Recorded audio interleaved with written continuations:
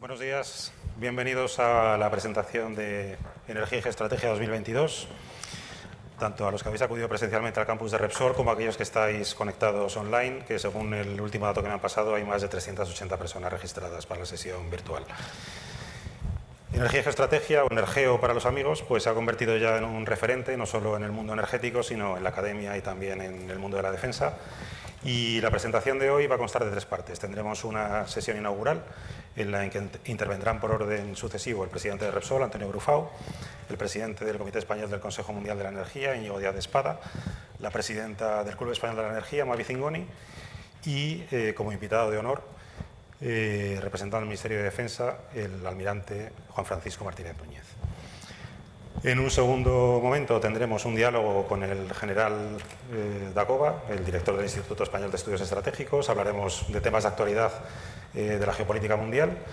Y luego la tercera parte de la sesión la dirigirá Claudio Aranzadi, que es el coordinador de la publicación, y acompañado de los autores del libro, pues nos irán contando los distintos capítulos, cerrando al final con un turno de preguntas y respuestas.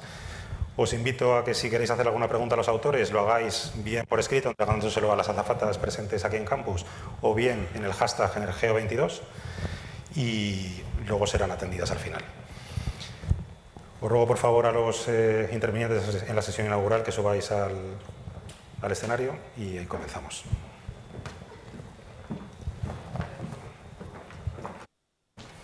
Tiene la palabra el presidente de Repsol, Antonio Brufau.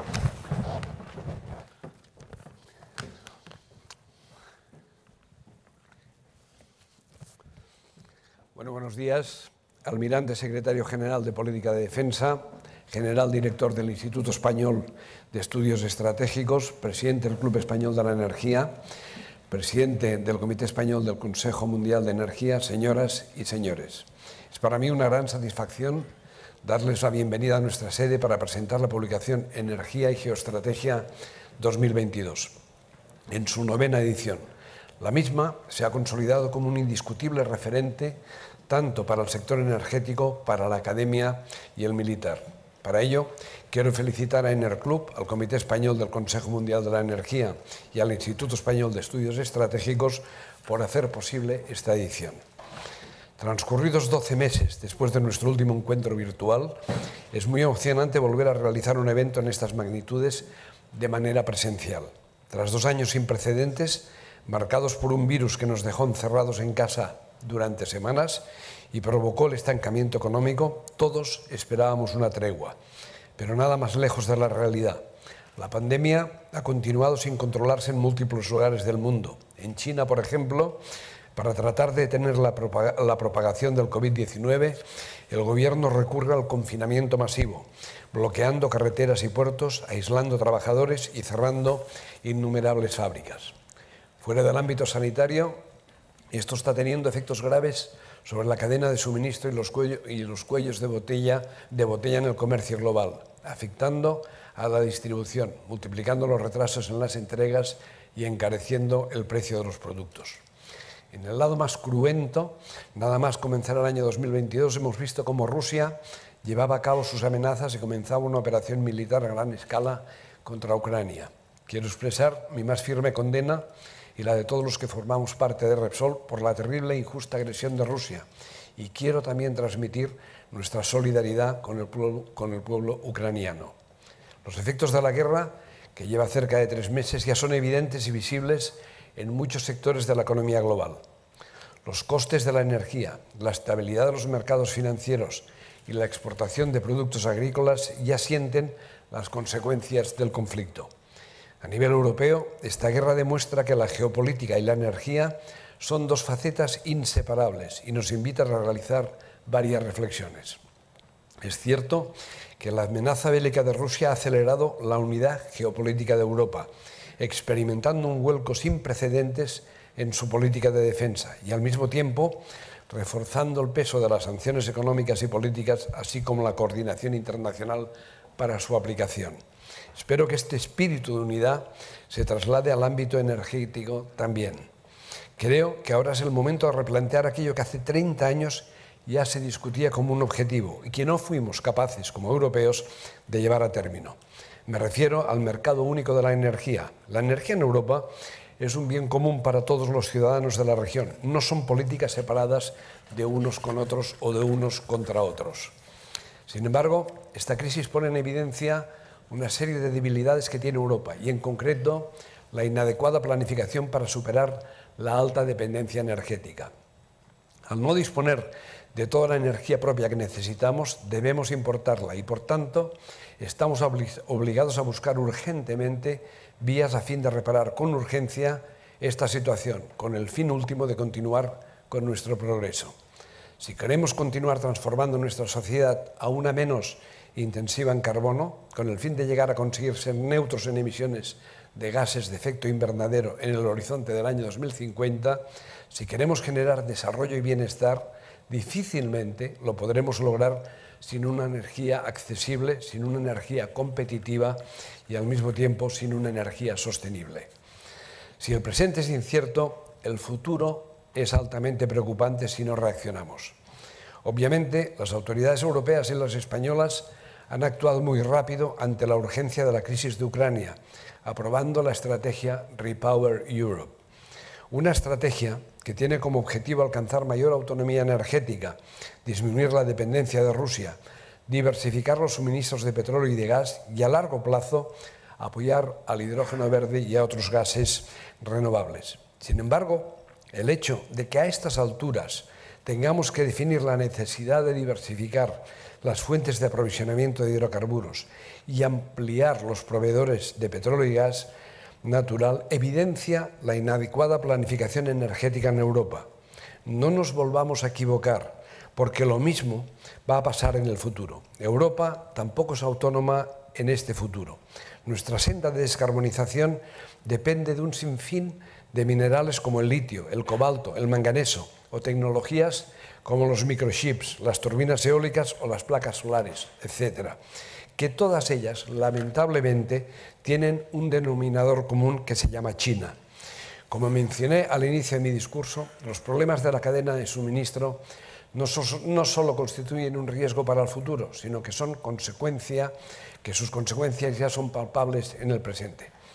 Es por ello que para mí me sorprende la opacidad europea y la de los organismos multilaterales cuando se rehúye el debate por desconocimiento o por intereses públicos difíciles de comprender sobre las consecuencias sociales, geopolíticas y medioambientales para el planeta al entrar en la nueva era de la minería extractiva de los minerales críticos, que será fundamental en el nuevo escenario de transición energética y que en cierta medida sustituirá el papel jugado hasta ahora por los hidrocarburos fósiles.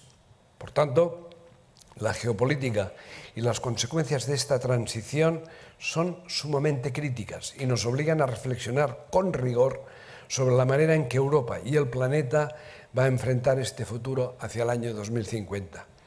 Por ello, creo que es el momento de apostar por un modelo descarbonizado dentro de los próximos 30 años, que esté basado en la neutralidad tecnológica, lejos de dogmas. Un modelo que garantice que no se producen desabastecimientos o incrementos inasumibles de los precios energéticos y de las materias primas minerales. La tendencia europea de creer que la electrificación renovable es la única solución a la falta de autonomía energética es sumamente errónea. A diferencia del resto de energías, las renovables son energías que requieren grandes inversiones para generar con uniformidad. Hacen falta redes, almacenamiento, una enorme cantidad de baterías e hidrógeno renovable y, por consecuencia, minerales críticos. Por tanto, la descarbonización ha de llegar por medio de la reducción progresiva, pero planificada, de los hidrocarburos fósiles, que seguirán siendo importantes durante las próximas décadas, de la generación renovable, de la economía circular y de los biocombustibles, de los combustibles bajos en carbono, de los combustibles sintéticos y de la tecnología de cómo capturamos el CO2 de la atmósfera. Apoyemos todas las fuentes alternativas para llegar a un fin que es el que buscamos todos, la descarbonización en el año 2050. Por otro lado, pero no menos preocupante, el vecindario sur de Europa se ha vuelto menos estable. El aumento de tensión regional se manifiesta en la ruptura de relaciones diplomáticas entre Argelia y Marruecos el pasado mes de agosto y la subsiguiente no renovación y cierre del gasoducto Magreb-Europa, que lleva o llevaba más de 25 años transportando gas natural desde Argelia a la península ibérica a través de Marruecos. No me puedo olvidar asimismo de mencionar a Libia, un país no solo muy querido y relevante para Repsol, sino un actor clave en la seguridad energética de España y del sur de Europa. Un país que lleva más de una década siendo campo de batalla de la geopolítica internacional. Hace un año y medio recibimos con gran alegría la noticia del alto el fuego permanente. Los avances logrados los primeros meses daban señales de optimismo hacia una paz y una estabilidad duradera. Sin embargo, hemos visto cómo, tras el fracaso de las elecciones del pasado de diciembre, la profunda división institucional en Libia entre el este y el oeste se ha reavivado y ofrece un nuevo episodio que aleja al país del objetivo de la unidad. Esperemos que Libia recupere muy pronto su estabilidad y es también responsabilidad de la Unión Europea poner recursos para garantizarla, a fin de que el sur de Europa continúe actuando como el espacio común que propicia la inversión productiva, los flujos comerciales y los intercambios culturales, como viene ocurriendo desde tiempos inmemoriales. Son muchos los sucesos transcurridos desde nuestro último encuentro y muchos de ellos tienen impacto en la energía. Como dije al principio de mi intervención, la geoestrategia y la energía son dos caras de la misma moneda. Publicaciones como las que tenemos el honor de presentar hoy lo evidencian. Tanto la temática elegida como el nivel de los autores de esta edición auguran un interesante debate en el panel, liderado, como de costumbre, por el exministro Claudio Aranzadi, a quien quiero agradecer de nuevo su compromiso con el proyecto, al haber aceptado por 9º año consecutivo, y esto tiene mucho mérito, la labor de coordinación de la publicación. No quiero alargarme más. Una vez más, les doy la más cordial bienvenida a todos los asistentes y confío en que encontrarán esta jornada muy interesante y provechosa. Cedo la palabra a Íñigo Díaz de Espada, presidente del Comité Español del Consejo Mundial de la Energía. Estimado Íñigo, tienes la palabra. Muchas gracias.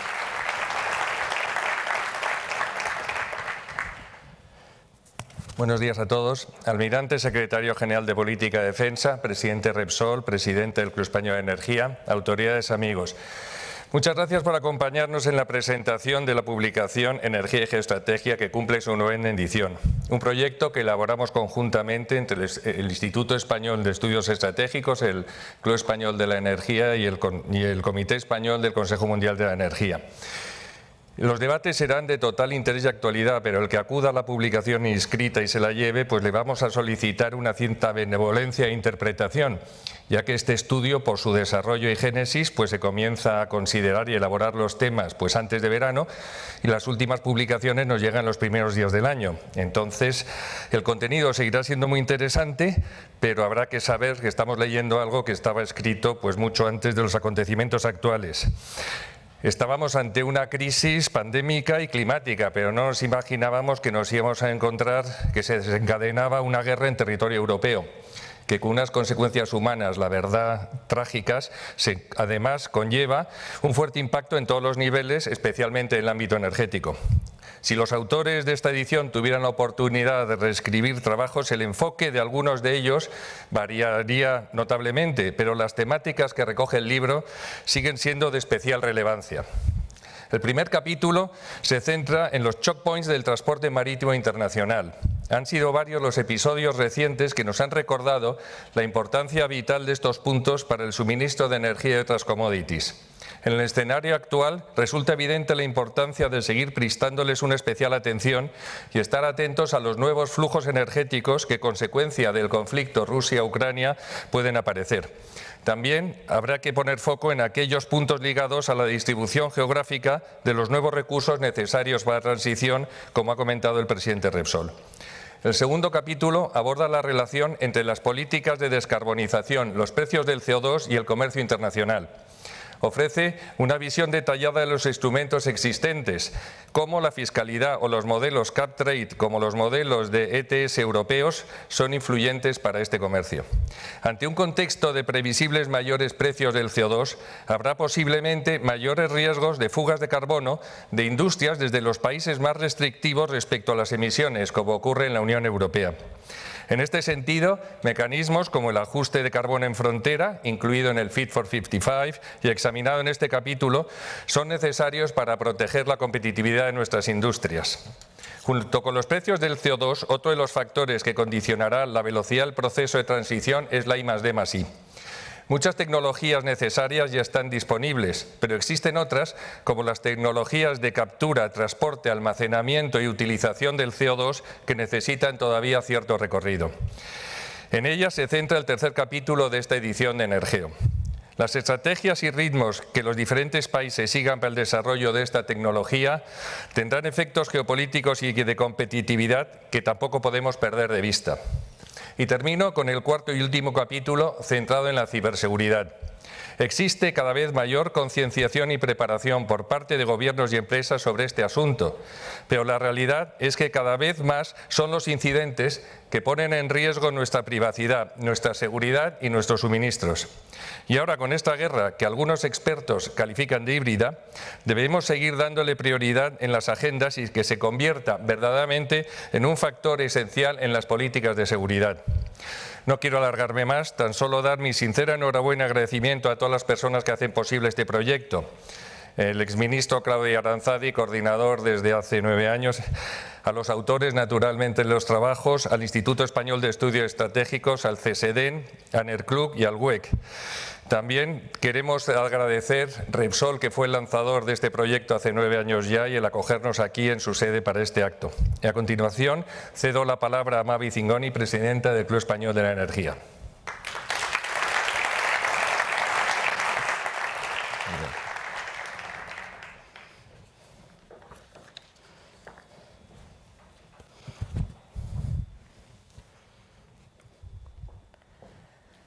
Almirante Secretario General de Política de Defensa, Presidente de Repsol, General Director del Instituto Español de Estudios Estratégicos, Presidente del SECME, autoridades, amigos y amigas. Es un placer para mí participar un año más en la inauguración del evento de presentación de Energeo. Esta, como sabéis, es una de las publicaciones estrella de EnerClub y del Comité Español del World Energy Council, que, como se ha mencionado, cumple este año su 9ª edición. Que yo conozca, no hay ninguna otra publicación en España que relacione, como lo hace esta, los temas más candentes de la energía y de la geoestrategia. Mis más sinceras felicitaciones a todos los que lo hacéis posible.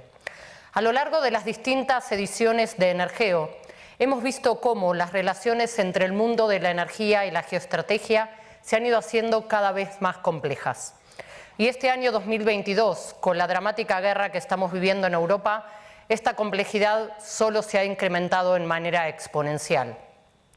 Más allá de sus terribles consecuencias humanitarias, este conflicto supone un punto de inflexión y cambios relevantes en las relaciones internacionales, con profundas implicaciones en nuestro sector, principalmente por la elevada dependencia europea de las importaciones energéticas de Rusia. El histórico trilema seguridad de suministro, coste, sostenibilidad ha pasado a ocupar el centro de todos los debates, quedando patente la urgencia de buscar un equilibrio entre sus 3 componentes. La Unión Europea se ha visto obligada a dar una respuesta rápida con esta comunicación de REPowerEU y posterior plan que ha salido el 18 de mayo. Aunque no carente de controversia entre los distintos países, creo que ha sido una respuesta de coordinación y unidad que también tiene que ser reconocida. Aumentar nuestra autonomía energética no se conseguirá de la noche a la mañana. Es un proceso difícil que requiere de una movilización a todos los niveles, desde los organismos supranacionales hasta los ciudadanos, pero que podemos conseguirlos.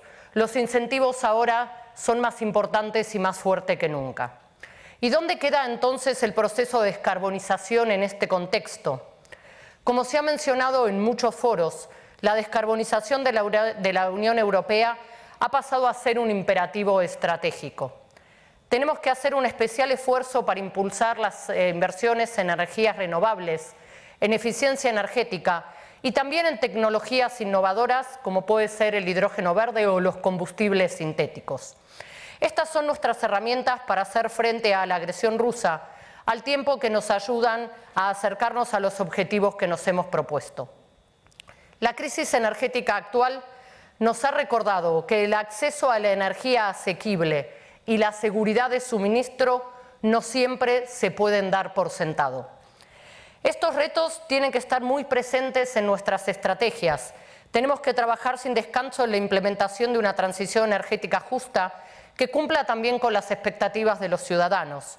Y debemos gestionar este proceso evitando o minimizando nuevos riesgos y dependencias, teniendo cuidado de no sustituir unos cuellos de botella por otros. Por último, como tantas veces hemos repetido, Europa no puede ni debe hacer esta tarea sola, y el sector energético tampoco. La lucha contra el cambio climático, como con el conflicto Rusia-Ucrania, requiere de una respuesta global y holística. De aquí la importancia de la diplomacia y la cooperación de todos los niveles, y a todos los niveles, entre naciones, administración, empresas, ciudadanos y entre todos los sectores de la economía. Las numerosas medidas publicadas por la Comisión Europea la semana pasada buscan y tratan de aportar soluciones en estos temas. Termino ya resaltando el valor de Energeo en todo este contexto y uniéndome también a los agradecimientos a todas las personas e instituciones que lo hacen posible. De nuevo, el agradecimiento y mi más sincera enhorabuena. Doy a continuación la palabra a Juan Francisco Martínez Núñez, almirante y secretario general de Política de Defensa del Ministerio de Defensa. Almirante, muchas gracias por acompañarnos por tercer año consecutivo. Tienes la palabra.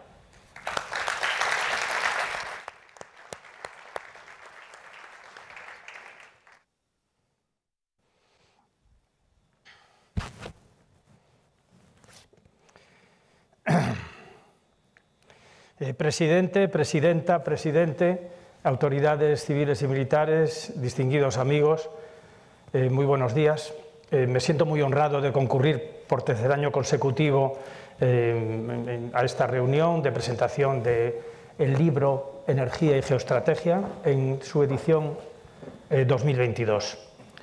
Los suministros energéticos influyen decisivamente en cualquier actividad humana. Es una constante de la historia que cada vez influyen más, sea en actividades industriales, comerciales, en el bienestar, en el ocio, en ir al supermercado o que el supermercado venga a tu casa. La energía crea fuertes dependencias entre países, influye muy poderosamente en los conflictos y desequilibra tanto objetivos macropaís, macroeconómicos, como la economía familiar. Por si fuera poco, el consumo excesivo de combustibles todavía fósiles desequilibra y desestabiliza el clima y tiene ya efectos muy constatables, muy devastadores en amplias regiones y cinturones del mundo, especialmente en el cinturón tropical, en los dos cinturones tropicales.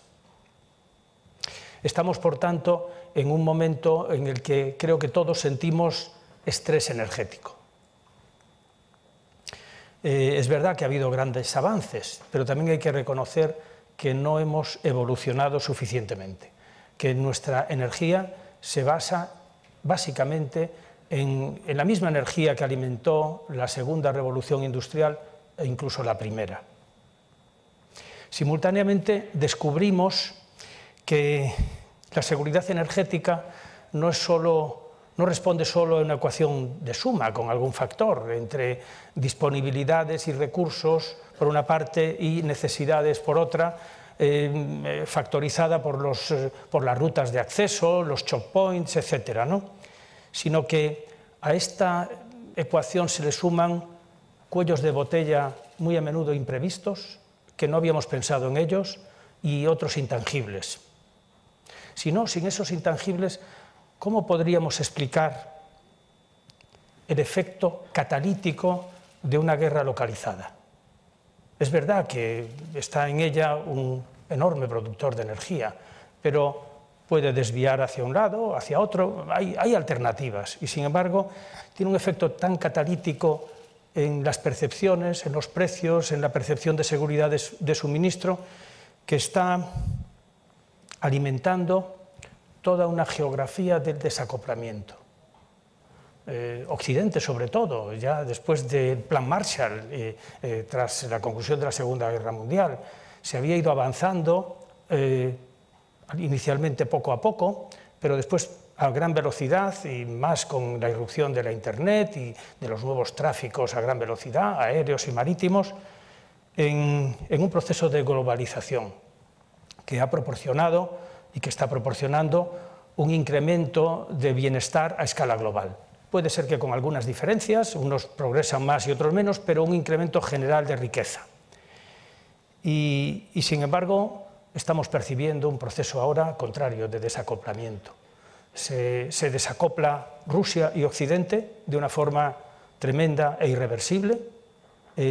Teníamos una arquitectura de seguridad basada en 3 patas, equilibrio nuclear, equilibrio convencional, y un proceso de limitación mutua y acordada de control de armamentos, un proceso que ya denominábamos las medidas de confianza. La confianza es imposible y será imposible durante algún tiempo, y tendremos que generar una arquitectura de seguridad en Europa. Tenemos esa obligación, esa responsabilidad, aunque no nos guste, pero tenemos que darle ese futuro a nuestros hijos y a nuestros nietos, de una arquitectura de seguridad seguramente basada en la desconfianza, pero que alimente no solo la mesa de la paz y la estabilidad, sino también de la seguridad energética. Hablábamos de que Rusia y Occidente se desacoplan definitivamente, irreversiblemente. China se está desacoplando, sobre todo de Estados Unidos. Es importante ahí que los europeos seamos un factor, un tercer factor, ¿no? El tercer hombre, el tercer elemento en esa ecuación. Pero más preocupante que lo de China y lo de Rusia, más preocupante es que se refuerza aquí y allá la geografía del ensimismamiento. Ha hecho mucho daño y sigue haciendo mucho daño el logo de algún país de yo primero. Este yo primero frente a un mundo cuyos retos no tienen fronteras, las migraciones masivas, el narcotráfico, el crimen organizado, tiene frontera el clima. Frente a ese mundo que tiene que ser global y es aldea porque es pequeño, este ensimismamiento está ocasionando una enorme fragmentación y está ahí y tenemos que luchar contra él. Y la energía es quizá, no sé si un factor de primer orden o el factor de primer orden en esta nueva geoestrategia de la fragmentación. Bueno, no todo es sombrío, al contrario, es esperanzadora la reacción. Se están produciendo enormes esfuerzos, enormes avances en la búsqueda de fuentes limpias de energía, de almacenamiento, respetuosas con el medio ambiente. Es verdad que cada vez que uno oye, como estábamos antes en el desayuno oyendo, el hidrógeno, y entonces sabios y expertos comentan las dificultades que va a tener esta energía del hidrógeno. Yo estudié física nuclear y bueno, pues la fusión está ahí, pero bueno, en fin, confiemos en el ingenio y en el tesón del ser humano porque siempre encuentra vías. En el libro que hoy se presenta, pues hay temas muy interesantes, ¿no?, sobre los procesos de descarbonización, la capacidad de captación del dióxido de carbono y también temas más permanentes como el retorno de los choke points marítimos en muchos casos y en otros casos políticos de los países. En fin, como cada año el cuaderno sigue siendo una referencia importante, me parece una referencia fundamental. Es un lujo tener este cuaderno y solo nos queda pues agradecer al director coordinador y a los autores su esfuerzo de cada año por proporcionarnos pues esta maravilla. Y también agradecer a los patrocinadores, a Repsol, Cepsa, al Club Mundial de la Energía, al Club Español, en fin, y al resto de patrocinadores este trabajo. Y si me permiten, destacar también mucho por la parte que me toca, la labor del Instituto Español de Estudios Estratégicos, representado por su director. Muchas gracias.